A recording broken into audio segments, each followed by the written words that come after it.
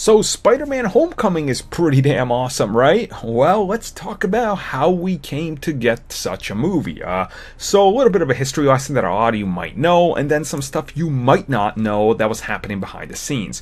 So it was quite evident in early 2014 that there was a lot of stuff going against Spider-Man in the Amazing Spider-Man universe. You could see that the director, and more specifically the main actor, Andrew Garfield, were very much displeased with the direction of the franchise. Every time they were asked about possibly being in the MCU, they would literally say, yeah, we want that, but Sony won't let us. And when the movie officially came out and tanked in reviews only. Remember, it was a huge financial success. This is where everything started to kind of get out of control, and this is when Kevin Feige, the man in charge of the MCU, and in charge of everything over there, came over and sat down and talked to Amy Pascal, trying to work out the deal. And it was in early 2015 that the deal was officially reached, and they announced it in, I think, the second week of February, if I'm remembering correctly off the top of my head. And this is where everything was officially cemented. Now, some new details are out there on what exactly happened. So Sony is paying for everything that was happening with Spider-Man Homecoming.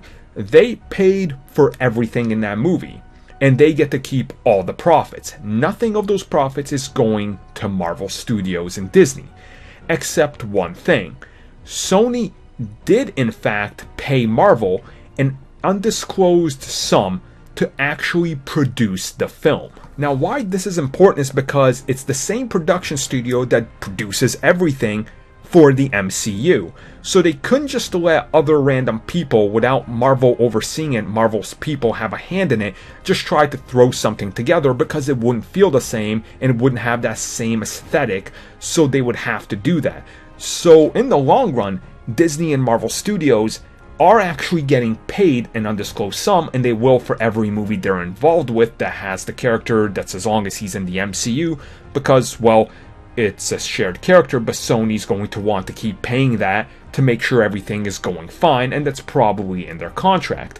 On the other end of that, Sony has never, in the last, I believe since Spider-Man 3, they sold away the merchandising rights, so everything with that goes to Disney and Marvel. So all those toys they can push is all their own benefit. So essentially how the thing goes down is Kevin Feige is given full creative control of the character in Spider-Man. He tells his people, listen, this is the movie, this is the vision, this is what we're doing, keep it to this scale.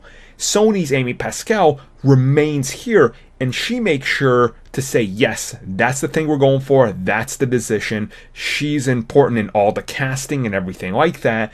And of course, when it actually comes to shooting, where they're going to be doing in Atlanta, they're sharing that with Sony, but once again, everybody's paying for it. And by everybody, I mean Sony's paying for it. And Marvel just gets to have Spider-Man in their universe, which is a huge benefit to them. Thus, that benefit returns over to Sony because people finally want to watch their movies. So it's really a win-win scenario if you think about it, and it's pretty damn awesome.